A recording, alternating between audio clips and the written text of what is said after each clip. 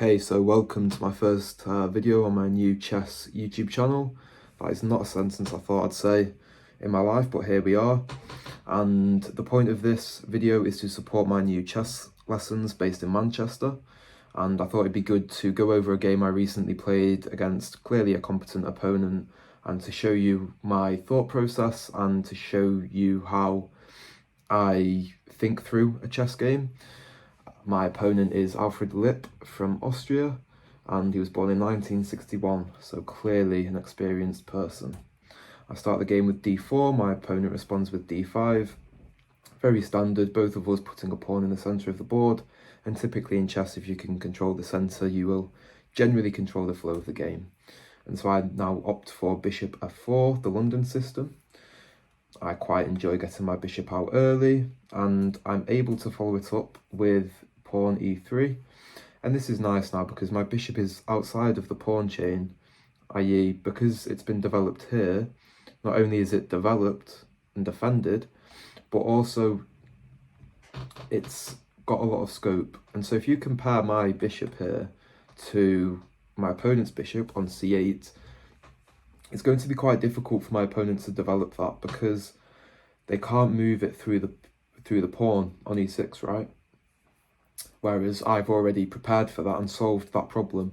And so I'm hoping here that my opponent will have problems developing one of their pieces, and often that can lead to, some sort of contortion having to be done. So my opponent goes bishop d6. What I don't really want to allow here is for my opponent to take, and this would really damage my pawn structure. I would have two isolated doubled pawns here, and that is not something I'm interested in, so I decide just to trade it off. And so although I went to the effort of developing my bishop to straight away give it away, that's still, in my opinion, a better approach to the game than what my opponent's chosen to do by just not developing it at all. And now I play pawn a3 for the simple reason I really didn't want my opponent's queen to come to b4. For example, if I play a random move such as knight g3, it looks normal, developing a piece and controlling some of these central squares.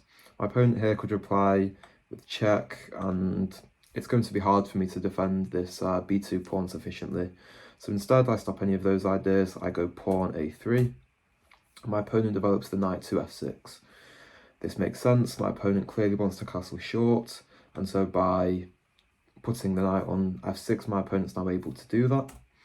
And I play my knight to d2. The reason being, if I go knight here, my opponent probably wouldn't, but they would have the option of going knight e4. And typically you don't really want to allow knights in your half of the board, right?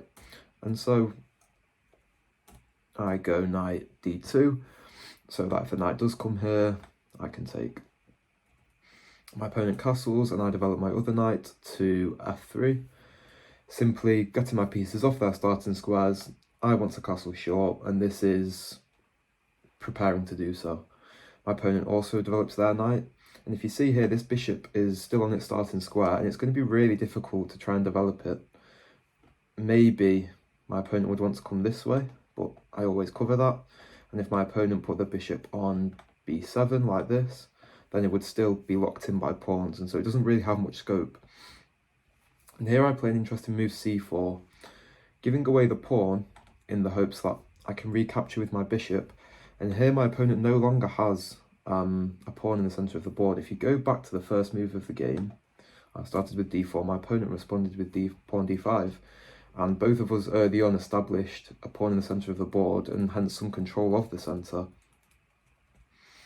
And here, if my opponent was to take, then they would be relinquishing that control.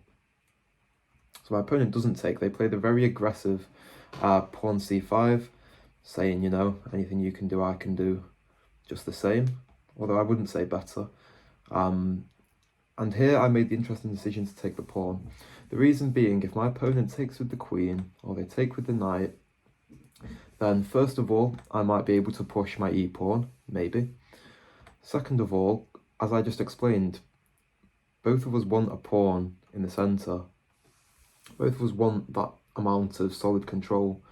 And so I didn't anticipate my opponent taking with the queen or the knight.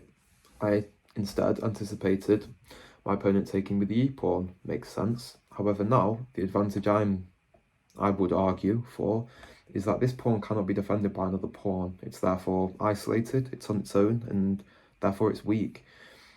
When you have a pawn which can't be defended by other pawns, it has to be defended by pieces. And if it's defended by pieces, then those pieces are tied up to the defensive pawns. If you think about what the pieces are worth in chess, the pawns are worth 1 point of material. Knights, bishops worth about 3, queen 9, rook 5. And so if you're committing material which is worth, 3, 5, 9 points of material to the defense of 1 point of material, quite often you can be cramped by that and almost tied down. And so I thought that trade made sense to me because it would leave my opponent with an isolated d-pawn.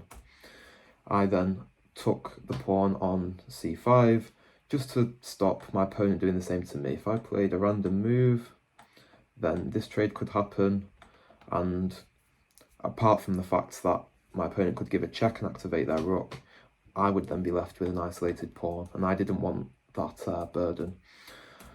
So instead, I take on c5 and my opponent recaptures with the knight. I bring my bishop out again. I want a castle. My opponent's castled. They're getting their pieces out. I want to do the same. My opponent now kind of demonstrates the point I just made. My opponent's tying down a queen and a rook for the defense of a single pawn. That isn't something that I really have to worry about. That's not something I'm doing myself, And so my pieces should have more freedom than my opponent's. And I play my knight to the centre.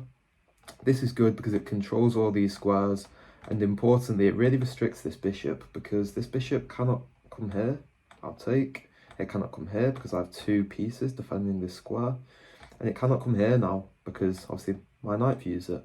And so once again, this bishop, which chose not to be developed early on in the game, even now we're on move 12, and the bishop's still in its starting square. I don't have any of my minor pieces on a starting square, so I'm currently enjoying my position. My opponent plays knight e4, and here I trade. My knight is not achieving too much on d2, so why not trade it off? And here I was really surprised by my opponent's decision to take with the pawn. This is not what I was anticipating. I thought the knight would take and a castle and the game would go on from there.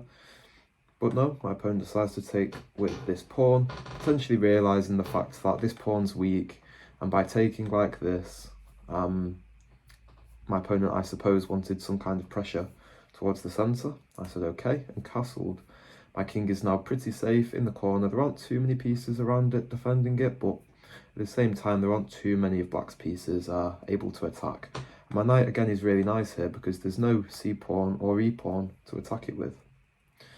My opponent plays a relatively sad move in bishop d7. They don't have anywhere else to develop the bishop to, as I've discussed. And here we've maybe spent both just over a minute choosing our moves. I'd say we're both fairly comfortable in this position. The engine gives me a slight advantage, but I'll be honest, that kind of advantage isn't something that I would really feel at my current skill level. If I was, maybe 2500, maybe I would feel that advantage. But anyway, I now develop my knight to the c-file, my rook to the c-file. It makes sense. I want to, occupy these open files. If you look at the position currently, there's 2 pawns on the a file, 2 pawns on the b file, 2 pawns on the e file, and the same goes for f, g, and h. The 2 files with no pawns are the c and d file, so therefore I want my rooks to occupy them. My opponent agrees, he does the same, and here I move my queen out of the way. What I don't want to happen is for me to play a slow move and something like this happen, whereby I would need to move my queen, and black's rook would then be uncontested in its operation of the c-file, or occupation of the c-file maybe is a better word.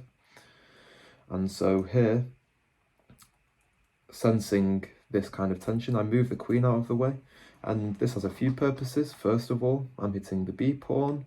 I have some x-ray potential on the king and the f-pawn, and also it connects my rooks, so that if black ever did decide to trade, I wouldn't run into the same issue I just explained. Instead, my rooks are defended, and so now, if black was to trade, I would have the uncontested rook to occupy the c-file. And so after I play my queen to b3, my opponent recognises the attack on this pawn and decides to defend it with the rook. It's not worth me trading here, and instead I play my rook to d1. As I said, these are the two open files on the board, and so it's nice that I have my rooks to occupy them. This rook is also having, has some scope on the queen, and so in a perfect world, maybe my opponent plays this, and it's possible I could not play that, but I could maybe play this, and unleash an attack on the queen is the idea. My opponent doubles the rooks on the c-file, which makes sense.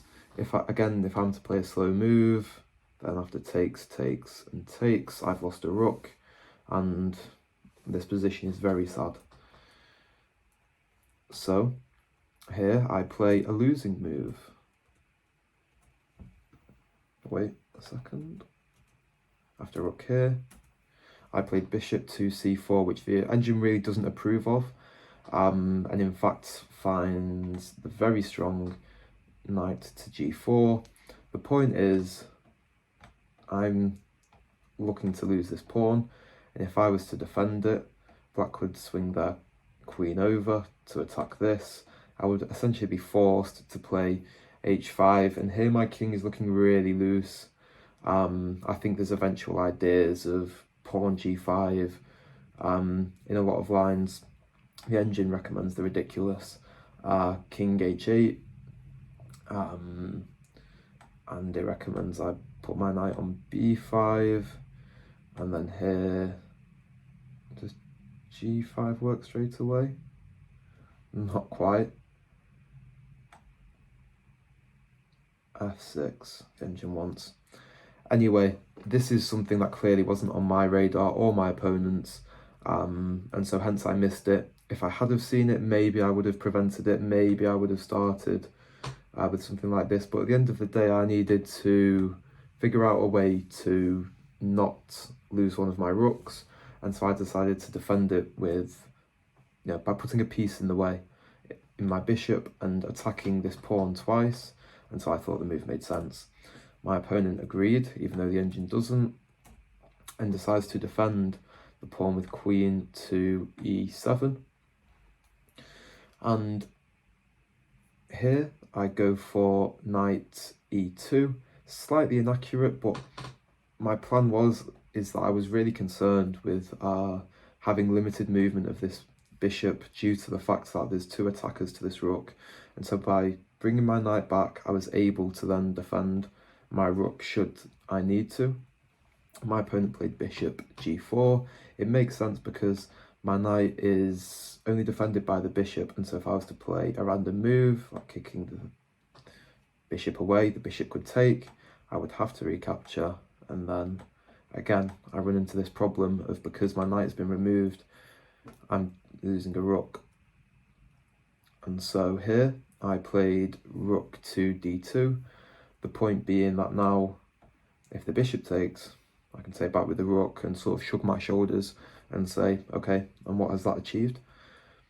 So I play rook to d2, and also now I can play my rook to c2 and contest the c-file in the same way my opponent is doing. My opponent plays b6, I suppose with the intention of going b5 and making me move my bishop.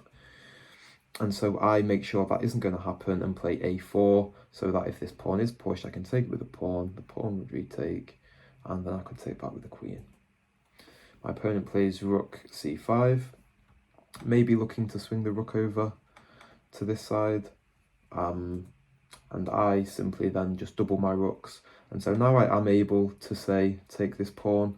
The king wouldn't be able to recapture because it's defended by the queen. And so here, if black plays a random move, I could maybe take, and on takes, takes, takes, I would end up, not that, but winning a rook, like so. Well, not winning a rook, but I'd win an exchange. Okay, if black was to take, then I probably have compensation here. I'd be able to give a check, moves, takes. The point is simply that after doubling my rooks, I'm no longer worried about potentially losing it, and my knight can move, and hopefully my position should start to untangle. My opponent here plays the losing move, effectively, rook c6. And that is really poor because I'm able to develop my knight with tempo and again pressure this rook. My opponent now sacrifices the rook for the bishop, probably in a sense of stubbornness. The rook should really be moving back, I think, but then again I have this tactical sequence, and so really rook c6 was a massive oversight. And once this rook is given up, I'm able to clean up, essentially. I'm up 2 points of material. I'm up in exchange. We've both got a queen. We both have a knight. However, I have a rook and my opponent has a bishop in exchange. And because my rook is worth 5 points of material and my opponent's bishop is worth 3, this should pretty much always be good for me. And here I decide to just trade all of the pieces off and then try and win the endgame, often called a sort of Russian schoolboy approach. I'm not sure quite where that name comes from or where that term comes from, but yeah. And so I play queen to c7, attacking this pawn and offering a trade of queens. My opponent declines. My opponent recognises the fact that if the queens are traded, then the game will just be one step closer to me being able to win an endgame. I mean, my opponent only has 4 seconds here, and if I kick the bishop away, I give a check. My opponent loses on time, but this is completely lost anyway. So that was the game. I hope you appreciated the analysis. Yeah, thank you.